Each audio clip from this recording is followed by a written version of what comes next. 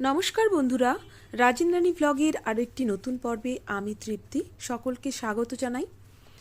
আর এই মুহূর্তে আমরা 2023-এর প্রায় একদম শেষের কাছাকাছি চলে এসেছি, কেননা আজকে হচ্ছে 24শে ডিসেম্বর। তো অবশ্যই একটা ছুটির দিন। আর পেছনে দেখতে পাচ্ছ আমার বান্ধবী এসেছে, বান্ধবী, ওর মেয়ে এবং হাজব্যান্ড সবাই চলে এসেছে আমার বাড়িতে কালকে রাত্রিরে। তো আজকে এই মুহূর্তে এখন আমরা দাঁড়িয়ে রয়েছি পেট্রোল পাম্পে, কারণ গাড়িতে প্রচুর তেল ভরতে হবে আর যেতে হবে লং ড্রাইভ। তো কোথায় যাব এখনো পর্যন্ত ঠিক করিনি, রাস্তায় বেরিয়ে বলেছি ঠিক করব। প্রথম দিকে আমরা ভাবছিলাম যে যাব ক্ষীরাই, যেখানে ফুলের বাগান আছে। তো এর আগেও আমি ফুলের বাগানের ভ্লগ করেছিলাম এবং পোস্টও করেছি, তোমরা দেখেছো হয়তো অনেকেই। আর যাই হোক, কিন্তু আজকে হঠাৎ কি মনে হলো, ক্ষীরাই যেতে যেতেই আবার ফের আমরা গাড়িটা ঘুরিয়ে নিলাম, নিয়ে ঠিক করলাম যাব শান্তিনিকেতন। দেখো, আজকে 24শে ডিসেম্বর, শান্তিনিকেতন আজকে থেকেই কিন্তু শান্তিনিকেতনে মেলাটা স্টার্ট হচ্ছে এবং আমাদের ভীষণ রকমের ভুল সিদ্ধান্ত যে শান্তিনিকেতনে যাওয়া, কারণ আমরা জানি যে শান্তিনিকেতনে ওখানে কোনো হোটেল আমরা পাবো না। কিন্তু এটা একটা পাগলামি বলতে পারো।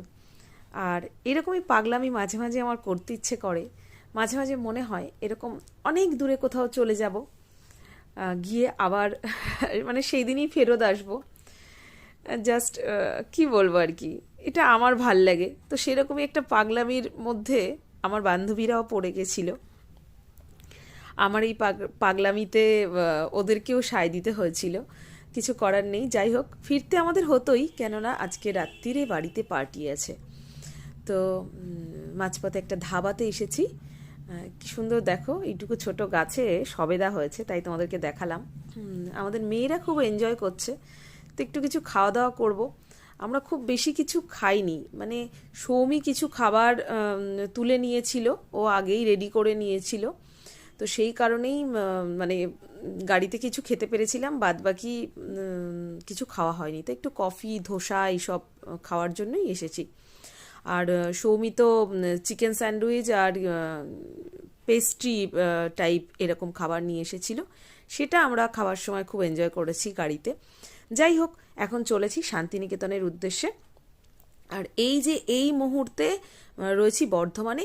বর্ধমানের একটা গ্রামে এসেছি। এই গ্রামটার নাম আমার গ্রাম, মানে গ্রামের নাম হচ্ছে আমার। মজার বিষয় হলো, এখানে দুই ভদ্রমহিলা বসেছিলেন। তো অভি আর দাদা ওনাদেরকে জিজ্ঞেস করছিলেন যে দিদি, এই গ্রামটার নাম কি? ভদ্রমহিলা বলছেন আমার। তো অভি আবার জিজ্ঞেস করে গ্রামের নাম কি? বলছে আমার। তো অভি জিজ্ঞেস করলো যে গ্রামটা আপনার, মানে কি বলবো আর, এটা নিয়ে বেশ একটা মজার ব্যাপার ঘটেছিল আমাদের।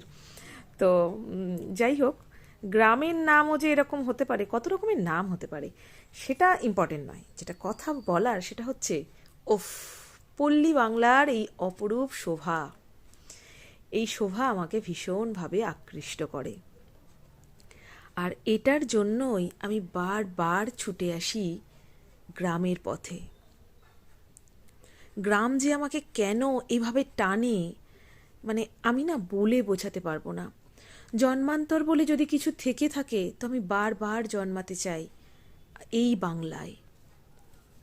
বাংলারই এত শোভা, এত সুন্দর শোভা আর কোথায় পাবে বলো? চলো, আবার এগোতে শুরু করেছি এবং আমরা খুব কাছাকাছিই চলে এসেছি বলতে পারো। প্রথমেই ঢুকেছি খোয়াইতে। শান্তিনিকেতনের খোয়াইয়ে যে হাটটা বসে আমরা অনেকেই জানি, সেই হাটেই এসেছি। বেশিক্ষণ থাকবো না, তাই এটাই আগে দেখে নিই। এবং ওই সাঁওতালি নাচটা আমার মেয়েকে আমার একটু দেখানোর আছে, সেই কারণেই বিশেষ করে আগে এসেছি এখানে। এবং একটা কথা বলতে আমি নির্দ্বিধায় বলছি, আমি শান্তিনিকেতনে যে প্রকৃতির টানে আসতাম, সেই প্রকৃতিই যেন কোথায় হারিয়ে যাচ্ছে। এত হোটেল, এত রিসর্ট, মানে আমাদের জন্যই হয়েছে, আর কি করা যাবে।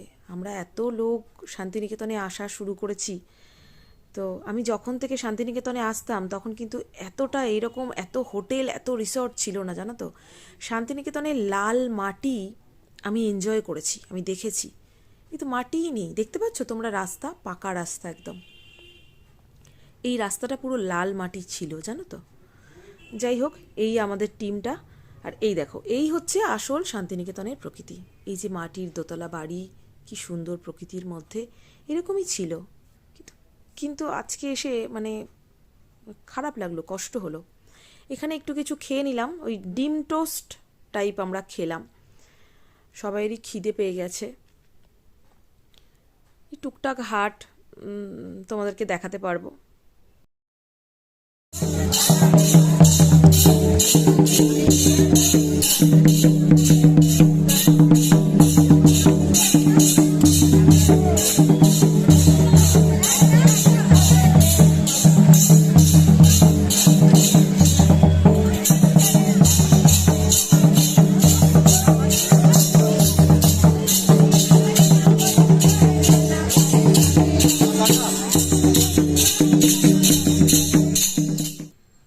ভালো লাগছে মেয়ে এই নাচে অংশগ্রহণ করেছে বলে, কেননা এই জায়গাটার কথা আমি ওকে বহুবার বলেছি।